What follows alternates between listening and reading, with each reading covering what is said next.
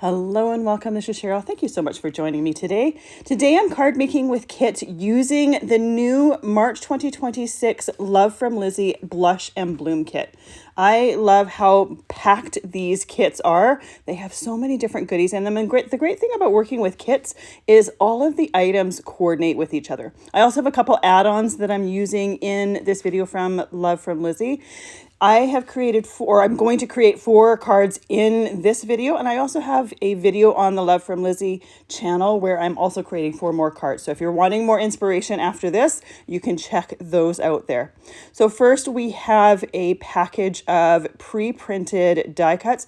There's so many different die cuts in this package. I'm going to use or create 1 card with a die cut on this video. I do more with the pre-cut or pre-printed die cuts on the Love from Lizi video.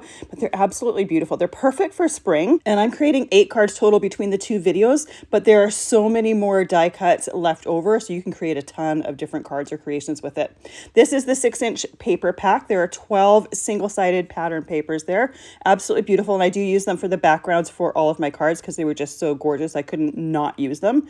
Then we have an ephemera pack here. So there is some flowers in here with some resin flowers as well as wood die cuts, a piece of cord, some mirror embellishment pieces there as well as some gems. And then we have some, this would be good for like a shaker card, little confetti bits there, a thank you sentiment as well as some glassine envelopes. And then there's a border die in here, and I do use this border die in the other video on the Love from Lizi channel. I'll put a link to it in the description. This stamp set here is one of the things that I'm going to focus on mostly for my cards for this video, as well as this background stencil. Then we have some peel off sticker sheets. There is one that has some strips that are purples and then one that is silver with dots. This absolutely beautiful piece of lace ribbon there. I don't actually use that for this video.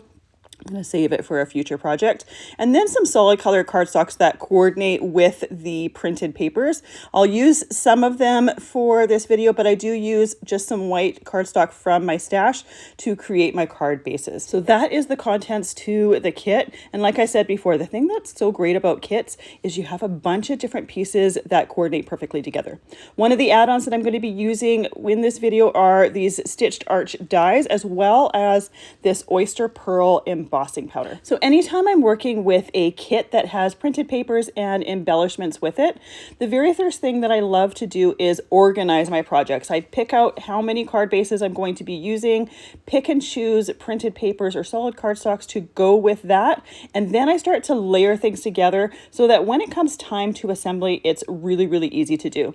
So for the first card here, I'm going to be using one of those pre-printed die cuts. I'm also going to be using or creating a sentiment using a sentiment from the stamp set. For the other 3 cards in this video, I'll be using those 3 main images from the stamp sets as well as sentiments to go with them.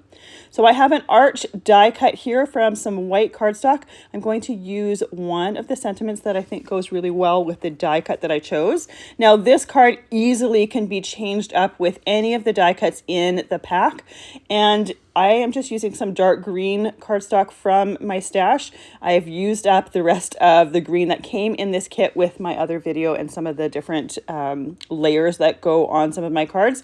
So it's really easy to pull in extra cardstock to extend how many cards or how many creations you can create. I like to do cards, so that tends to be what I end up doing with my kits, but you could easily use these for scrapbook elements. You could use them for mixed media, junk journal, that sort of thing. ATCs, if that's your cup of tea.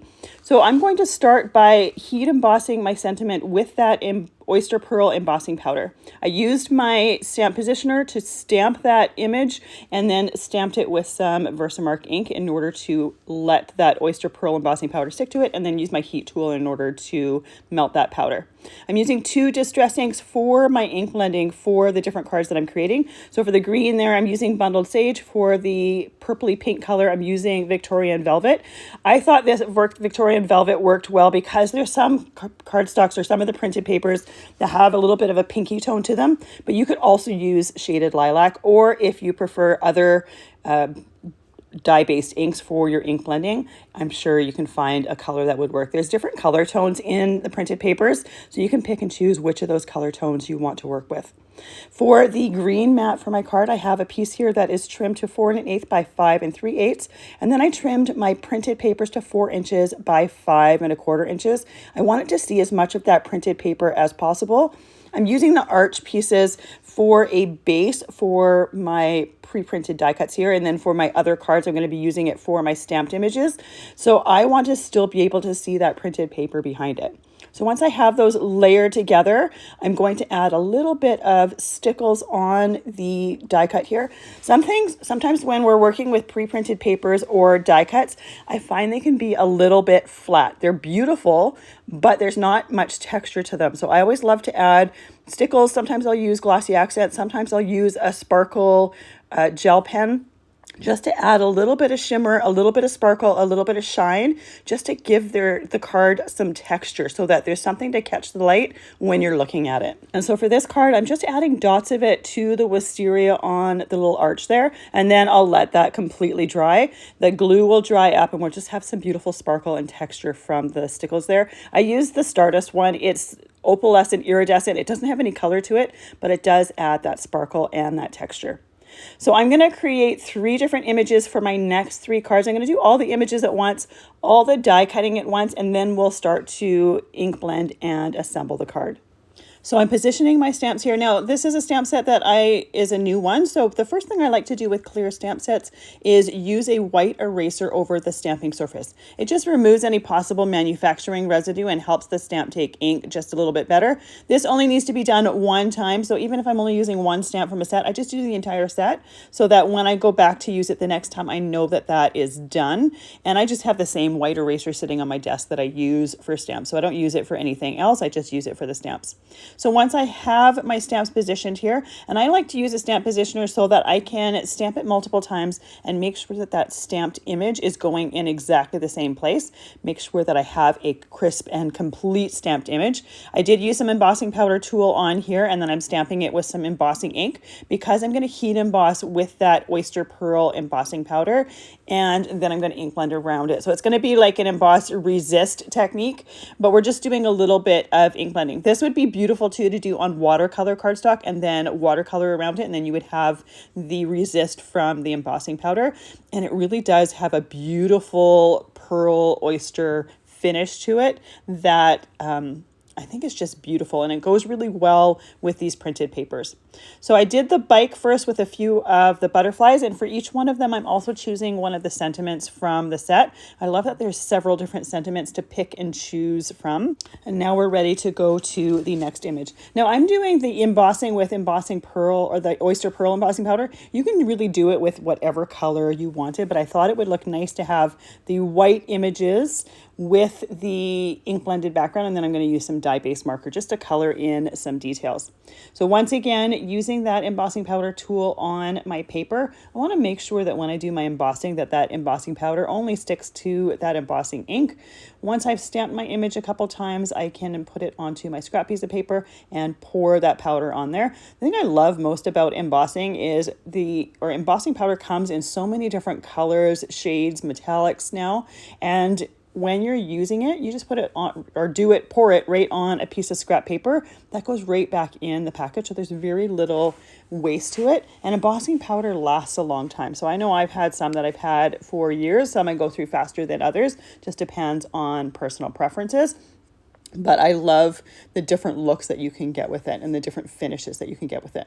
So I've got my third image here with the third sentiment, stamping that, and then I'm going to heat emboss that with that embossing powder. When you're doing your embossing, you do need to have an embossing tool in order to do that. A hairdryer will not work. I've been asked that many times throughout the years. An embossing tool emits heat, which melts that powder. A hairdryer blows air. So a hairdryer would blow the powder off, would dry the ink, and would not emit enough heat to melt that. So you do want to have something that's going to have enough heat to it to melt that powder off. So I've chosen one of the arch dies. I'm using the same size as I used for my first card. I'm going to use the same size arch for all 3 cards, but you could easily change them up if you wanted. I love nesting dies like that stitched arts die set because you can pick and choose which size works best for the images that you're using. And it also makes it really easy to layer different layers together to get some texture that way. So I'm using a little bit of tape to tape that die in place just to make sure it holds and stays in the same spot while I'm doing my die cutting. I like to do my die cutting and my trimming down before I do my ink blending because when you're doing the ink blending, you get a little bit of heavier ink around the outside edges. I like that look because I think it frames it in a little bit more and it just has a little bit more of an interesting look to me. If that's not something that's important to you, you could do your embossing or your ink blending first and then you can do your die cutting. That works as well, but like I said, I love it that a little bit of heavier bit of ink goes right around the edges of that cardstock. So once we have all of those pieces die cut, we're ready to start coloring our image pieces and then assembling our cards. Now I'm also going to do my coloring at the same time. I'm just using some dye-based markers here. That embossing powder is going to resist that dye-based marker. Technically, you could try to use alcohol-based markers here, but that is going to start eating away at that embossing. Alcohol markers with embossing, they're not really very good friends. So it's best to do it with dye-based markers. That embossing is going to resist that. These areas are really nice and tiny for coloring, so it's not going to take a whole lot of time to do that coloring. And I'm using dye-based markers that I have in my stash. There's many different kinds that or different brands or whatnot. You can use whichever your favorite is or whatever kind you have. So I started with a more purple marker, then I went with a purple that had a bit more of a pink tone to it. So I am coloring these images and then I'm going to ink blend around the background. So it is going to change some of the colors to a point, but the colors that I'm ink blending with are that Victorian Velvet and that Bundled Sage. So they're quite close in color to the colors that I'm using to color the images. You could just do the ink blending around there, but I did want to add a little bit more detail to these images. Because I use that oyster pearl ink to do my heat embossing, we get a completely different look than if I were to say use some black embossing powder or a dark color. It's just a completely different look. I chose to do it because a lot of the papers in the printed paper pack have white backgrounds to them. So I thought it would be a really nice complement to those backgrounds. And I always love doing different techniques with stamps. It gets a little bit boring if you're doing the same thing all the time. I also love pearl embossing powder. It just has a beautiful finish to it. So after coloring with those two purples, I used some greens to do the greenery on the flowers as well as one of the butterflies. Then I chose a dark brown color for the tires for the bike, and then a light brown color for the basket that this one flower here, or one bunch of flowers, bunch of tulips are in.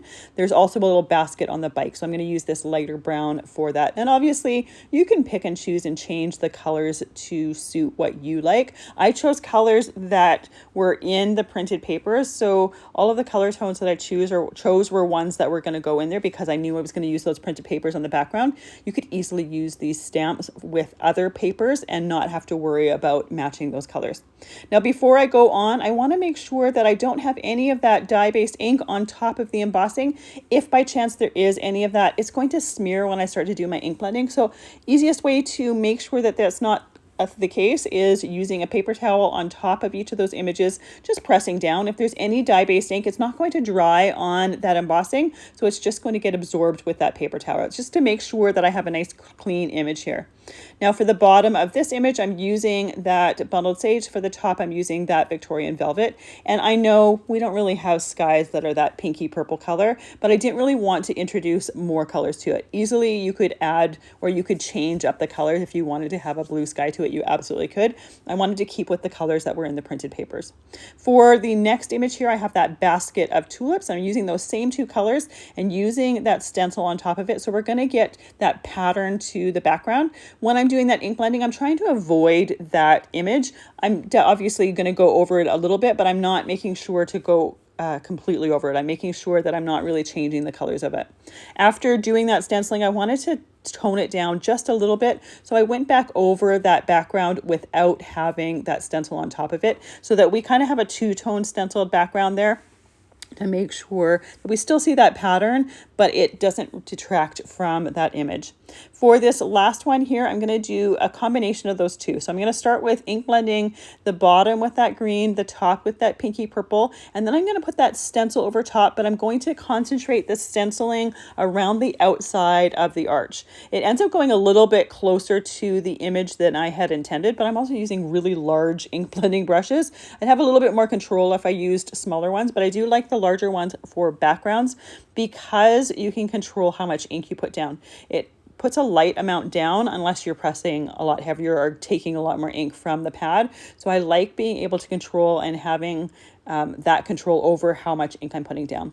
So you can see here we have the concentration of the stenciling around the outside, and it kind of fades to nothing. I realized after doing that stenciling that I actually hadn't colored the bow on the stems there, so I just went and did that. Now we're ready to start assembling our cards. So for all of these cards here, I have a dark green mat, which is cardstock from my stash, that is trimmed to 4 1/8 inch by 5 3/8 inch. Then I have the printed paper from the 6x6 pack that is trimmed down to 4 inches by 5 1/4 inches. And those strips, when I'm cutting these down, when I have strips left over, I leave them with that pack because sometimes I like to create cards that just have different strips of pattern to them. I do that with some of the solid cardstock in the video that I have on the Love from Lizi channel. So check that out. You can easily do that with printed papers as well. And it's a great way to use up those pieces. So I'm going to use the lines, the stripe peel-offs from the kit, and I'm going to create just a border around this die cut. The really thin lines are nice and flexible, so you can do curves with them as well. You just want to do it a little bit at a time, pressing it down as you go. Now, the one thing is I had just done my ink blending, so I didn't really wait long enough for my ink blending to dry. So I did notice after I left it to the side for a moment that some of that peel off started picking up or lifting off. It's easy to fix it just to press it back down. And there was only, I want to say maybe like a 1/2 inch section that did that I just went and pressed it back down and got it back down there. It does stay nicely and it's really easy to position. Once I get to the bottom of that arch, I just use my scissors to trim that off, and then I do the bottom of the arch. Because these arches here have a stitch detail, I'm just working a little bit inside of that stitched edge, trying to keep it even all the way around. But it's a great way to use those peel-offs. In my last video for January for the Love from Lizi kit, I use this as borders around the outside edges. I love these little teeny tiny peel off strips. They're great for adding borders. They're very forgiving. When you're putting them down, you can lift them up. If you put it down and then decide you don't like where it is, you can lift it back up, but it is permanent after a while. So it's really nice and easy to use. The last thing I wanted to do with this image was I wanted to add just a little bit of shimmer over those tulips. So I just took a shimmer gel pen that I have in my stash, colored over them. It doesn't change the color that was colored with the dye-based markers at all. It just adds that shimmer. So when I tilt it into the light, we also have that pearl finish from the embossing powder, but that beautiful shimmer on those tulips. For my next card, once again, I have that green mat cut to the same size as the last one, as well as one of the printed papers. Now I did these a little bit larger so we see more of the printed paper. I wanted to make sure that when we had that arch piece in the middle that we weren't covering it up. We could see the print on there and that we could see those colors there. Then I put that bike image down. I like to use liquid glue when I'm assembling my cards because liquid glue gives you that little bit of wiggle room and it starts to stick fairly quickly, but you do have that ability to move and shimmy things in place while you're doing that. After that image is down, I'm going to use that gel pen as well as some stickles just to add a little bit of shimmer as well as some sparkle to this image here. And then I will set that aside to dry. However, I did realize as I was coloring it that I forgot to color the pedal piece on the bike there. So I did that. I'll set that aside to dry. When I'm doing those stickles, I'm typically doing just little dots. So it takes maybe 10-15 minutes at the most to dry. They dry really, really quickly, but it adds a beautiful finish, and that extra little bit of texture, I think, really finishes the cards off. For this next one here, I'm going to use one of the inks to ink blend around the printed paper. I'm not completely covering the white. I'm just adding a little bit of framing, a little bit of visual dimension, and it's just going just around the outside edges. And I'm doing a really light amount. This is going to tie in that pinky purple color that I'm using on the backgrounds of the stamped images. But again, it also frames it in. So this is something that you can easily do to printed papers, and you don't have to do a heavy amount. It just adds some visual dimension, some interest, and it just frames those pieces a little bit to give it a little bit more interest to it. So once I have those two pieces down, I'm ready to start working with my image here. Now I decided that I wanted to frame this piece in a different way. So I'm using my embossing ink, and then I'm going to put that oyster pearl embossing powder around it. Now each one of these arches, you could use a larger arch from that nested set and frame it in that way. That would work as well. But again, I wanted to cover as little of that printed paper as possible. So I tried to frame them in different ways to show different ways to do that. So once I have that embossing ink on there, I just pour the powder around the outside edge and then heat emboss it. So you can see that it doesn't really add a whole, like it doesn't make it white because I already have that ink down there. It just darkens the ink that's under it. And then when you tilt it into the light, you can see that embossing there. The one thing to know though, when you do this, that it's not completely even all around. It has more of a mixed media type finish. Some areas will be thicker with that ink. Some areas will be thinner with that ink. So it's not a pristine and perfect way of doing it, but I do love doing it because it just adds something a little bit different that you don't usually see. The last step, once again, is adding a little bit of stickles as well as a little bit of that shimmer gel pen. Now, I chose the shimmer gel pen because it's not going to color anything. It's just going to add a little bit of shimmer. You could also do some areas that are colored with like metallic gel pens or glazed gel pens if you wanted to add that glossy finish as well as that color to some areas. But I didn't really want to take any more color away. I wanted to just add a little bit of texture with that shimmer and a little bit of sparkle with that glitter. So here are our finished cards.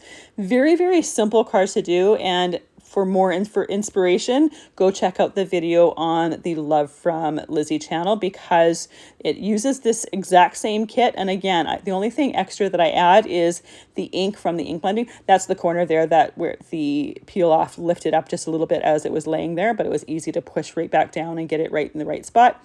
So with all of the cards from this video as well as the one on the Love from Lizi channel, the only thing extra that I added from the kit is the inks that I did my ink blending on, as well as my adhesive and the stickles and the shimmer gel pen. There wasn't really much extra that you need to add with it because there's so much in those kits, and they create just fun, wonderful results. Thank you so much for joining me today. I really appreciate the time that you spend with me. And if you want to see more inspiration and more creating with different products, make sure to subscribe before you go. I hope you have a fantastic day.